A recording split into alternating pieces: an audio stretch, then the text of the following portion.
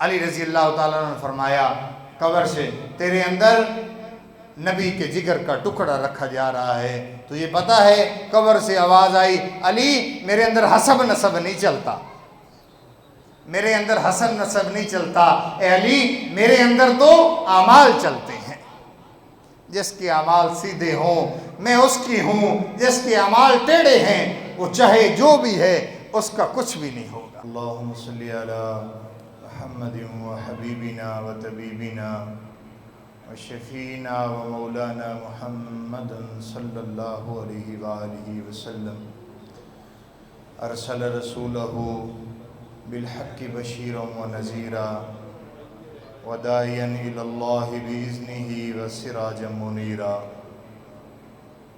اما بعد فاعوذ باللہ من الشیطان الرجیم، بسم اللہ الرحمن الرحیم، الذی خلق الموت والحیاة لیبلوکم ایکم احسن عملا۔ وقال النبی صلی اللہ علیہ وآلہ وسلم الدنیا سجن المؤمن وجنت الکافر، او کما قال علیہ الصلاۃ والسلام۔ ہمارے نبی نے کیا فرمایا؟ ایک شخص ہو وہ مر جائے، اس کا جنازہ ہو جائے، اس کو قبر میں رکھ دیا جائے، 40 بندے اٹھ کے کھڑے ہو کے یہ گواہی دے دیں کہ یہ بندہ بہت اچھا تھا، تو فرمایا کہ میرے اللہ کو اس بات پہ حیا آتا ہے کہ اس بندے کو جہنم میں بھیجیں، اللہ کو حیا آتا ہے۔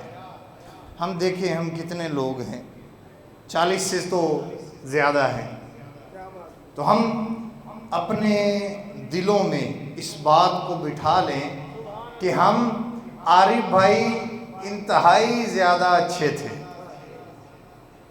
تو اس سے اللہ ان کی بخشش فرما دے گا۔ جڑنے کا مقصد کیا ہے کہ اللہ عارف بھائی کی بخشش کر دے۔ 40 بندے کھڑے ہو کے یہ کہہ دیں عارف بھائی بڑا بندہ اچھا تھا، اللہ کا وعدہ ہے اللہ جل شانہ اس کو جنت میں داخل فرمائیں گے۔ نعرہ تکبیر، نعرہ رسالت، نعرہ رسالت، نعرہ حیدری۔ تو اس لیے میرے عزیز محترم بھائیو دوستو، ہم سب نے مرنا ہے۔ ہم یہاں بیٹھے ہیں اپنی اصلاح کی نیت سے بیٹھے ہیں، یہ نہیں ہے کہ میں بات کر کے چلا جاؤں، آپ کہیں کہ بہت اچھی بات ہوئی اور بات کا عمل ہمیں نظر ہی نہ آئے کہ آنے والا کیا کہہ گیا، ہمارے کانوں تک کوئی بات پہنچی بھی ہے کہ نہیں۔ تو میرے عزیز محترم بھائیو دوستو، حضرت علی رضی اللہ تعالیٰ عنہ کا فرمان ہے، آپ صلی اللہ علیہ وآلہ وسلم نے حضرت علی رضی اللہ تعالیٰ عنہ کے بارے میں فرمایا علی تیرے کہنے سننے سے ایک آدمی بھی راہ راست پر آ گیا تیری نجات کے لیے کافی ہے۔ آپ صلی اللہ علیہ وآلہ وسلم نے کس کو فرمایا؟ حضرت علی رضی اللہ تعالیٰ عنہ، جس کے بارے میں ہمارے نبی نے فرمایا من کنتم مولا فہذا علی مولا، کہ جو مجھے مولا مانتا ہے وہ علی کو بھی مولا مانے۔ اس کے بارے میں کہا ہے کہ علی، حالانکہ علی کا جنتی ہونا میں کوئی شک ہے تو امت کو پیغام دینا تھا کہ علی تیرے کہنے سننے سے ایک آدمی بھی راہ راست پر آ گیا تیری نجات کے لیے کافی ہے۔ تو اللہ میرے بولنے سے کسی کو ہدایت نصیب کر دے تو انشاءاللہ العزیز میں اللہ سے امید رکھتا ہوں کہ اللہ جل شانہ میری نجات فرما دیں گے، آپ کی نجات فرما دیں گے۔ تو اس لیے بات کرنے کا مقصد یہ ہے کہ دل کی خوشنودی کے ساتھ بیٹھا جائے، دل کے پیالے کو کھول کے بیٹھا جائے، اور جتنا آپ توجہ کے ساتھ میری بات کو سنیں گے نا، یہ میری بات نہیں. کسی نے کہا تھا کہ یہ نہ دیکھو کہ بات کرنے والا کون ہے، یہ دیکھو بات ہو کس کی رہی ہے. مجھے نہیں دیکھنا، میری شخصیت کو نہیں دیکھنا، یہ دیکھیں کہ بات ہو سب سے بڑے رب کی رہی ہے، بات ہو امام الانبیاء کی رہی ہے.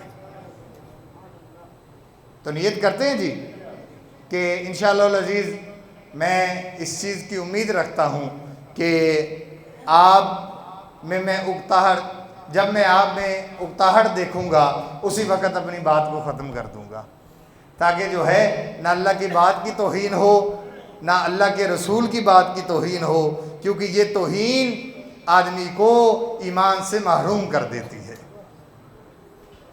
تو میرے عزیز محترم بھائیو دوستو، بھائی عارف کا جانا ہمارے لیے ایک نصیحت چھوڑ کے جانا ہے کہ اجل ہی نے چھوڑا نہ کسرا نہ دارا، اسی سے سکندر صفاتے بہارا، ہرگلے کے کیا کیا نہ حسرت سے دھارا، پڑا رہ گیا سب یوں ہی ٹھاٹ سارا، جگہ جی لگانے کی دنیا نہیں ہے، یہ عبرت کی جا ہے تماشا نہیں ہے، یہی تجھ کو دن ہے رہوں سب سے اعلیٰ، ہو زینت نرالی ہو فیشن نرالا، جیا کرتا ہے کیا یوں ہی مرنے والا، تجھے حسن ظاہر نے دھوکے میں ڈالا، جگہ جی لگانے کی دنیا نہیں ہے، یہ عبرت کی جا ہے تماشا نہیں ہے. ملے خاک میں اہل شاں کیسے کیسے، ملے خاک میں اہل شاں کیسے کیسے، مٹے نامیوں کے نشاں کیسے کیسے، زمیں کھا گئی نوجواں کیسے کیسے، جگہ جی لگانے کی دنیا نہیں ہے، یہ عبرت کی جا ہے تماشا نہیں ہے. جس دور پہ نازاں تھی دنیا اب ہم وہ زمانہ بھول گئے، اوروں کو جگانا یاد رہا خود ہوش میں آنا بھول گئے، منہ دیکھ لیا آئینے میں دل داغ نہ دیکھا سینے میں، دل ایسا لگایا جینے میں مرنے کو مسلمان بھول گئے. تو میرے عزیز محترم بھائیو دوستو، موت ایک ایسی حقیقت ہے جو عن قریب میرے اور آپ پہ کھلنے والی ہے. میں اور آپ اللہ کے سامنے پیش ہونے والے ہیں. میرے اور آپ کی اوقات یہ ہوگی کہ ہماری جان نکلے گی ہم ہل نہ سکیں گے، ہماری جان نکلے گی ہم ہل نہ سکیں گے، ہماری جان نکلے گی ہم بول نہ سکیں گے، ہماری جان نکلے گی ہم دیکھ نہ سکیں گے، ہماری جان نکلے گی ہم سن نہ سکیں گے، یہاں تک کہ بڑی بڑے دعوے کرنے والا اور اپنی عزت کا معیار اور سٹیٹس بتانے والا روح نکلی، نام بدلا، چودھری سے سیدھا ہی میت پہ آ گیا، چودھری صاحب سے سیدھا ہی میت پہ آ گیا، نمبردار سے سیدھا ہی میت پہ آ گیا. پھر کیا ہوا کہ لوگوں نے اٹھایا اور پھٹے پہ ڈالا اور ڈال کے پھر سارے حیا اتار دیے. بندہ کتنا حیا والا ہوتا ہے کہ اپنی سطر نہیں دیکھنے دیتا، اپنی سطر کسی کو نہیں دیکھنے دیتا. پھر کیا ہوتا ہے، لوگ اس کی قمیض اتارتے ہیں، اترے نہ تو پھاڑ دیتے ہیں. اس کے قیمتی لباس کو پھاڑا اور وہ ہل نہ سکا. اور دنیا میں کیسا تھا، اس کی طرف کوئی انگلی کرے تو اس کو ٹوٹ کے پڑ جاتا تھا. اور اس کا لباس اتارا گیا اور اتار کے ٹوٹے ٹوٹے کر کے پھینک دیا گیا. وہ اٹھ کے کہہ نہ سکا تم کیا کر رہے ہو. یہ میری آپ کی حقیقت ہے جو ان قریب ہم دیکھنے والے ہیں. اور پھر کیا ہوا، آدمی اپنی سطر کسی کو نہیں دیکھنے دیتا، آدمی حیا والا، اللہ نے قدرتی آدمی میں حیا رکھا ہے. پھر کیا ہوتا ہے، لوگ شلوار اتارتے ہیں. ہائے پانی ٹھنڈا ہے یا گرم ہے، اٹھ کے یہ نہیں کہہ سکتا کہ پانی ٹھنڈا ہے کہ گرم ہے. اتنی کہ ہماری اوقات ہے، اتنی کہ ہماری حیثیت ہے، اتنا کہ ہمیں لوگ اہمیت دیں گے. اور پھر کیا ہوتا ہے، ہمیں کفن پہنایا جاتا ہے. وہ کفن وہ ہمارا آخری جوڑا ہوتا ہے اور خوشبو لگائی جاتی ہے. کوئی بندہ اٹھ کے یہ نہیں کہتا کہ میں نے اس کو نہیں جانے دینا. کیا عارف سے محبت کرنے والے لوگ نہیں تھے؟ ان کے بچے نہیں تھے، اس کے بھائی نہیں تھے، اس کے ماں باپ نہیں تھے، چاچے تائے سب تھے، لیکن کسی نے اٹھ کے نہیں کہا ہم عارف کو نہیں جانے دیں گے۔ کوئی کرتا ہے؟ بلکہ ایک بات بتاؤں، سب سے پہلے کندھا دینے والے اپنے ہوتے ہیں۔ یہ دنیا کی حقیقت ہے جو 1400 سال پہلے اللہ نے قرآن میں فرمایا وَمَا الْحَيَاةُ الدُّنْيَا إِلَّا مَتَاعُ الْغُرُورِ، کہ دنیا کی ہر چیز فریب ہے، ہر چیز دھوکہ ہے، ہر چیز ناکامی کی طرف لے جا رہی ہے۔ اور پھر کیا ہوا کہ کندھوں پہ اٹھایا اور صدائیں لگاتے جا رہے ہیں، کلمہ شہادت، صدائیں لگاتے جا رہے ہیں۔ پیچھے بلند آواز سے دکھی آواز میں بولنے والے اس کے اپنے تھے، دکھی آواز میں بولنے والے، اس کلمے کا جواب دینے والے کون تھے؟ اپنا بھائی، اپنے دوست، جو یہ کہتے تھے تمہارے بغیر ہمارا گزارا نہیں۔ آج کہاں پھینک کے آ رہے ہو؟ آج کہاں چھوڑ کے جا رہے ہو؟ اور میرا حال تو لے لو، قبر اتنی کہ ہے، اس میں کیا کروں گا؟ اور پھر کیا ہوتا ہے، لوگ جو ہیں وہ ہمیں قبر کے قریب ہماری چارپائی رکھ دیتے ہیں، مٹی کھودنا شروع کرتے ہیں اور اسی مٹی کے نیچے ہمیں دبا کے آ جاتے ہیں۔ یہ ہماری حقیقت ہے۔ میرے عزیز محترم بھائیو دوستو، اللہ کے نبی صلی اللہ علیہ وآلہ وسلم کی بیٹی حضرت فاطمہ الزہرا رضی اللہ تعالیٰ عنہ، اللہ کے نبی صلی اللہ علیہ وآلہ وسلم نے فرمایا فاطمہ اس گمان میں نہ رہنا کہ تو نبی کی بیٹی ہے، یہ تیرے دل میں وہم بھی نہ آئے اور تو اس سے امید رکھے کہ تیری اس وجہ سے بخشش ہو جائے گی کہ تو نبی کی بیٹی ہے۔ اے فاطمہ اپنے اعمال کو درست کرنا، اس وہم میں نہ رہنا کہ تو نبی کی بیٹی ہے۔ اور جب حضور رحمت دو عالم صلی اللہ علیہ وآلہ وسلم کا انتقال ہوا، حضرت فاطمہ نبی کی بیٹی ہے، صبر والے نبی کی صبر والی بیٹی ہے، عالی شان نبی کی عالی شان بیٹی ہے۔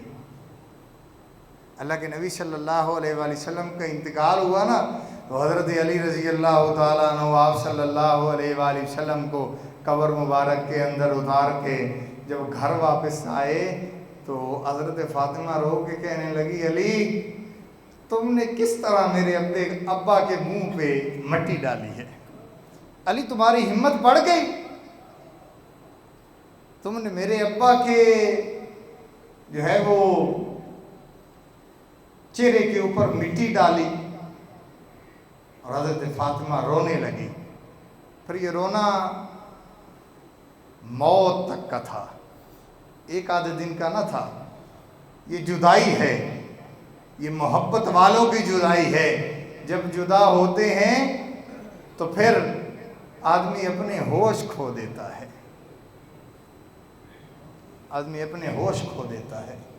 حضرت فاطمہ الزہرا رضی اللہ تعالیٰ عنہ دن بھی روتی رات بھی روتی، تو رونا بنتا بھی تھا، رحمت دو عالم صلی اللہ علیہ وآلہ وسلم کا دنیا سے جانا تھا۔ اور جب اللہ کے نبی صلی اللہ علیہ وآلہ وسلم کا انتقال ہوا نا تو حضرت عمر رضی اللہ تعالیٰ عنہ مدینہ کی گلیوں میں نکلے اور اپنی تلوار کو لہرا رہے ہیں ہوا میں اور کہہ رہے ہیں آج جو یہ کہے گا کہ محمد صلی اللہ علیہ وآلہ وسلم کا انتقال ہو گیا ہے میں اس کی گردن اڑا دوں گا، میں اس کی گردن اڑا دوں گا جو یہ کہے گا کہ آپ صلی اللہ علیہ وآلہ وسلم دنیا سے چلے گئے۔ حضرت ابو بکر صدیق رضی اللہ تعالیٰ عنہ جو سب سے زیادہ صبر والے، سب سے زیادہ تحمل مزاجی والے، ان کا حال کیا تھا؟ جب آپ صلی اللہ علیہ وآلہ وسلم کا انتقال ہوا نا تو شام کے رستے پہ کھڑے ہوئے، اور کھڑے ہوئے سارا دن گزر گیا۔ کسی نے حضرت عمر کو بتایا کہ ابو بکر شام کے راستے پہ کھڑا ہے۔ حضرت عمر رضی اللہ تعالیٰ عنہ گئے، میں ابو بکر صبح سے یہاں کھڑا ہے، کیوں کھڑا ہے؟ تو حضرت ابو بکر صدیق رضی اللہ تعالیٰ عنہ نے فرمایا، عمر ایک دفعہ آپ صلی اللہ علیہ وآلہ وسلم شام کی طرف گئے تھے، شام کی طرف گئے تھے اور میں یہاں کھڑا تھا، میرے نبی یہاں سے آئے تھے، مجھے یہ یاد ہی بھول گیا میرے نبی کا انتقال ہو گیا ہے، میں صبح سے کھڑا ہوں، شاید میرا نبی یہاں سے آ جائے۔ اور حضرت بلال حبشی رضی اللہ تعالیٰ عنہ مدینہ کی گلیوں میں نکلے، گلیوں میں دوڑتے ہوئے پھر رہے ہیں اور کہہ رہے ہیں، لوگوں آج بلال سے محبت کرنے والا چلا گیا ہے، آج بلال کی دنیا لٹ گئی ہے، آج بلال کا جو ہے وہ بلال سے جو محبت کیا کرتا تھا آج اس دنیا سے چلا گیا ہے۔ اور اللہ کے نبی صلی اللہ علیہ وآلہ وسلم جس گدھے پہ سواری کرتے تھے وہ مدینہ کی گلیوں میں چکر لگاتا اور اونچی اونچی آواز سے چیخیں مارتا تھا، آخرکار اس نے کنویں میں چھلانگ مار کے اپنی جان دے دی۔ جب میرا حبیب ہی نہ رہا، مجھ پہ سواری کرنے والا ہی نہ رہا، تو میں اس دنیا میں رہ کے کیا کروں گا؟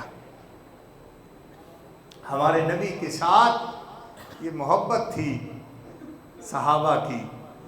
آپ صلی اللہ علیہ وآلہ وسلم کی بیٹی دیکھیں کہ صبر والے باپ کی صبر والی بیٹی، اور حال کیا ہے کہ باپ کا انتقال ہوا ہے، اس دن سے رونا شروع کیا ہے۔ حضرت علی فرماتے ہیں، میں نے کبھی بھی فاطمہ کے آنسو سوکھے ہوئے نہیں دیکھے، میں صبح آتا فاطمہ رو رہی ہوتی، میں شام کو گھر آتا فاطمہ رو رہی ہوتی۔ ایک دفعہ حضرت علی فرماتے ہیں کہ میں گھر میں داخل ہوا، فاطمہ بڑی خوش تھی، فاطمہ بڑی خوش تھی۔ تو حضرت علی فرماتے ہیں، میں نے کہا فاطمہ آج بڑی خوش ہے، مجھے لگتا ہے تیری طبیعت ٹھیک ہے۔ فرمایا علی مجھے رات کو بابا جان خواب میں ملے تھے، رات کو بابا جان خواب میں آئے تھے اور انہوں نے مجھے کہا تھا، بیٹی آج تیرا دنیا میں آخری دن ہے، آج تیرا دنیا میں آخری دن ہے، ہم اکٹھے شام کا کھانا جنت میں کھائیں گے۔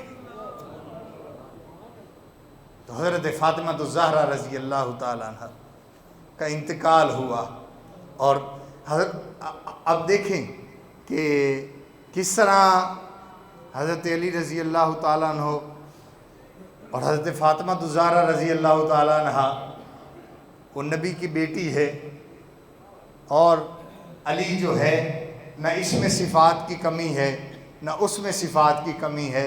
حضرت علی کو بلایا اپنے انتقال کے وقت، فرمایا علی میں نے تیرے ساتھ زندگی گزاری ہے، علی جو تکلیف تجھے میری طرف سے آئی ہو تو محمد کی بیٹی سمجھ کے مجھے معاف کر دینا،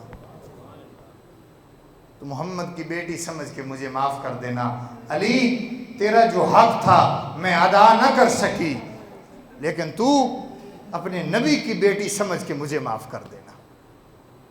انتقال ہو گیا، قبر کا انتظام کیا گیا، اور حضرت علی رضی اللہ تعالیٰ عنہ نے قبر کو مخاطب ہو کے کہا، قبر تجھے پتہ ہے آج تیرے اندر کون آنے والا ہے؟ تیرے اندر نبی کے جگر کا ٹکڑا فاطمہ رکھی جانے والی ہے، اے علی تیرے اندر فاطمہ آنے والی ہے، جس کو میرے نبی نے فرمایا ہے فاطمہ میرے جگر کا ٹکڑا ہے، جس نے فاطمہ کو دکھ دیا اس نے میں محمد کو دکھ دیا، جس نے فاطمہ کے ساتھ ہمدردی کی میں محمد کے ساتھ ہمدردی کی، جس نے فاطمہ کے ساتھ محبت رکھی اس نے میں محمد کے ساتھ محبت رکھی۔ علی رضی اللہ تعالیٰ عنہ نے فرمایا قبر سے تیرے اندر نبی کے جگر کا ٹکڑا رکھا جا رہا ہے، تو یہ پتہ ہے قبر سے آواز آئی علی میرے اندر حسب نسب نہیں چلتا، میرے اندر حسن نسب نہیں چلتا، اے علی میرے اندر تو اعمال چلتے ہیں، جس کے اعمال سیدھے ہوں میں اس کی ہوں، جس کے اعمال ٹیڑھے ہیں وہ چاہے جو بھی ہے اس کا کچھ بھی نہیں ہوگا۔ او میرے عزیز محترم بھائیو دوستو، میں اور آپ کہاں کھڑے ہیں؟ یہ نبی کی بیٹی ہے حضرت فاطمہ الزہرا رضی اللہ تعالیٰ، یہ امت کو بتانا تھا، پاک دامن تھی، پاکیزہ تھی، اعلیٰ ایمان کی مالک تھی، امت کو بتانا تھا کہ اگر نبی کی بیٹی کے ساتھ یہ معاملہ ہو سکتا ہے تم کون ہوتے ہو؟